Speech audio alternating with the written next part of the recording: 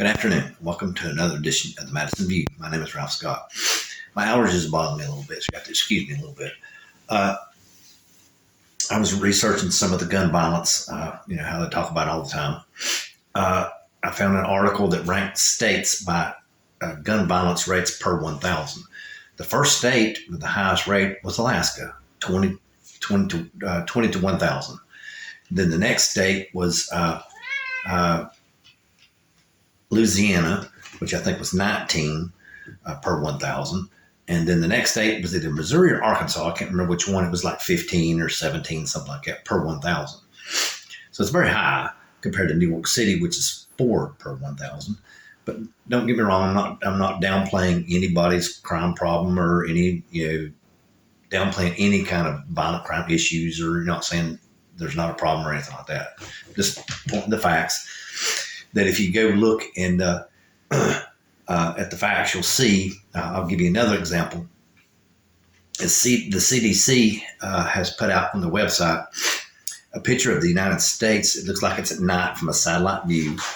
And on that map is like a blip of light for a gun violence crime. Okay. On the east coast of Florida, starting basically in Miami, all the way up, a little bit of a break right there at Port Canaveral, and then continues again all the way up into Jacksonville. If you go by those lights, it looks to me like there is a higher gun violence rate per 1,000 on the whole entire east coast of Florida, worse than New York, Chicago, and San Francisco combined. The way I look at the map, you can look at it yourself and judge it for yourself. But just the impression I get.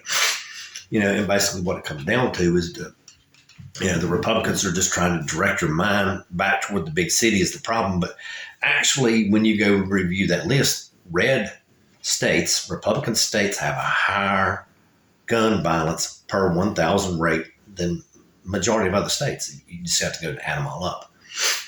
But anyway, now, let me get into what I think is really one of the more critical things that needs to be discussed right now.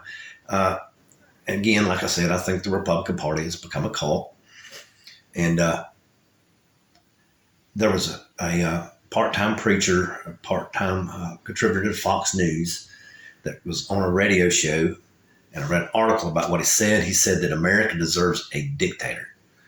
Now, how he came up with this analogy was that he quoted John Adams, who suspended the freedom of press.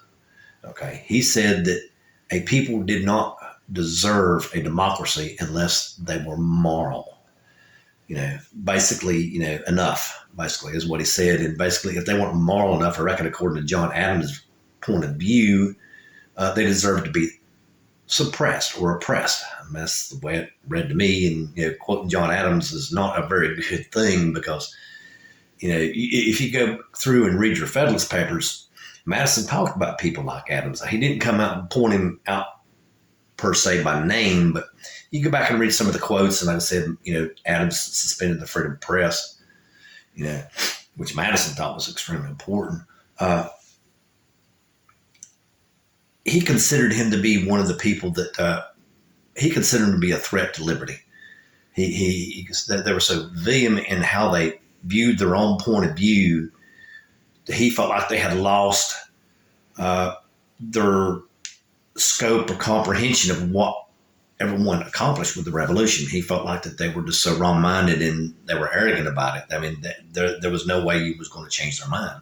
And that's what he fought for in the Federalist Papers, and all that stuff was to try to fight against people like this, like Adams, to change people's mind.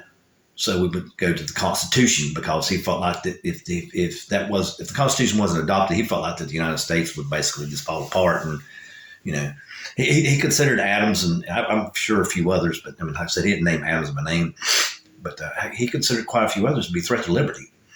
And everything was fought for in the Revolution. But anyway, to go a little bit more in detail about what that guy was talking about. Is basically, with using that Adams quote, he basically said that that's what America needs, is America needs a dictator. So basically, if you go through and you read a lot of evangelical preachers' sermons, right-wing doctrine, stuff like that, they want a dictator to take over the country and impose a theocracy on the United States. which of course is wrong. Of course, that's a threat to liberty.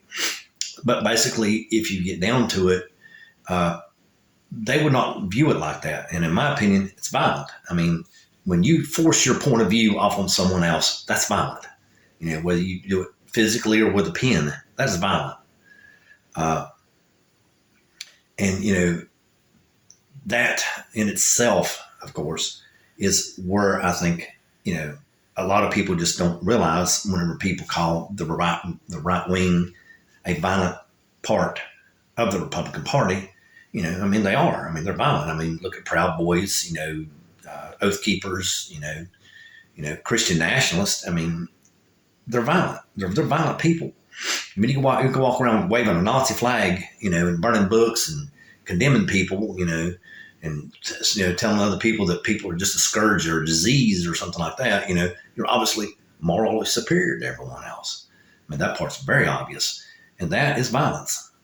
You can you paint whatever picture you want to. That's violence, and I think that's one of the biggest problems with this country right now. A lot of right-wing Christians will fund these preachers who funds these organizations. You need to really pull your money back from a lot of these right-wing Christian preachers. I'm telling you, they are just absolutely radical. There's more than one that advocate overthrowing the government right now.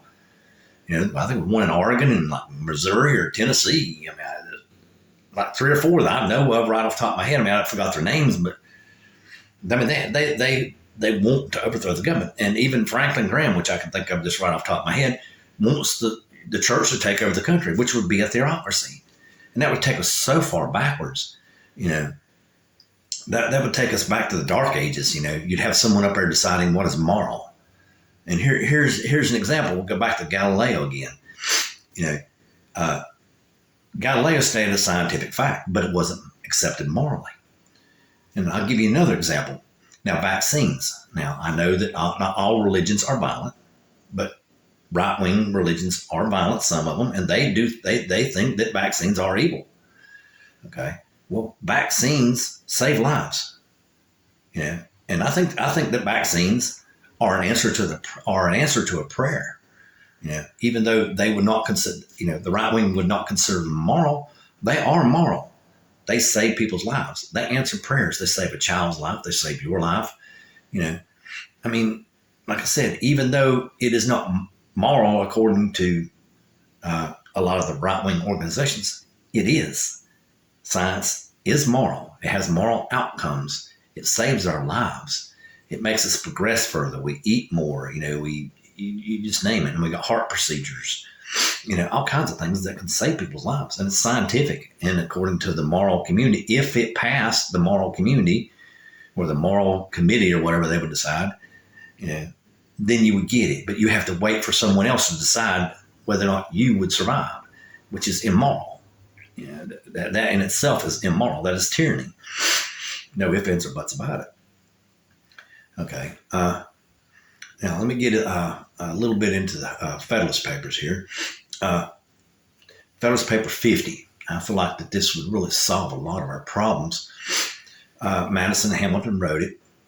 And Madison was bringing up, he does not think that any body, form of government, any legislative branch or whatever, should be able to strip a power away from another branch, because he considered it an endangerment to liberty and, of course, treason. And I'll give you an example. In North Carolina, whenever the Republican Party achieved a majority in the House or the Senate, they automatically stripped the governor's powers from him, which Madison said was basically putting liberty at jeopardy and was treason. And how he said we should do that is we should petition the people in situations like that. To put it in how I see and how I read it is North Carolina and all states should take this gerrymandering issue and, like when they vote for the governor, they should have that on the ballot. Should gerrymandering be considered illegal?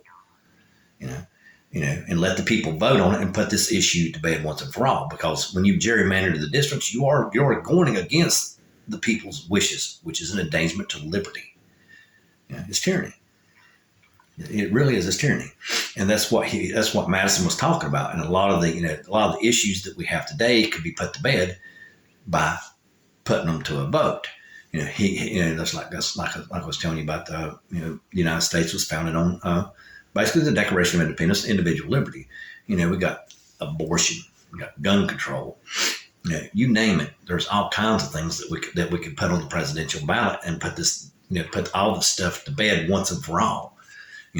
And be done with it. Instead of causing all this tension and violence that goes on. I mean, just like the other day, the one guy was schizophrenic and come into the guy's office and start attacking people, just because he, his schizophrenia was triggered by the news or, by some right-wing preacher or show he watched on TV, and he went and attacked people. Example of that again also was, I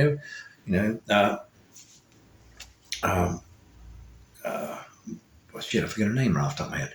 Nancy Pelosi's husband's got attacked because of the same reason, because of the Republican Party trying to sow violence.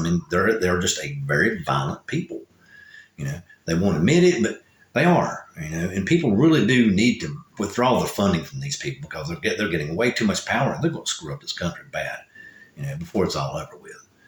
And another example is just this debt crisis that the Republicans have created, and it's the Republicans that have created it because they went through with audacious and ridiculous demands, cutting government spending by 30%. It's ridiculous. It threw this country in so far backwards in recession. People never recover from it. People die from heart attacks and stuff and the stress it would create, but yet they do it anyway. Because it's part of their political game that they're trying to do. And we need to put that to a ballot, in my opinion. Should there even be a national debt limit? And should it be decided by who and all this kind of stuff? And we could really figure out a lot of that stuff. Like if we put on a ballot and say it should be increased, say so much per year, and the people vote on it. Instead of the Senate, because it is the people's money. Just like Madison said, you should petition the people. And he's right, because the United States has become a little bit too much of a representative democracy and not enough of a democracy.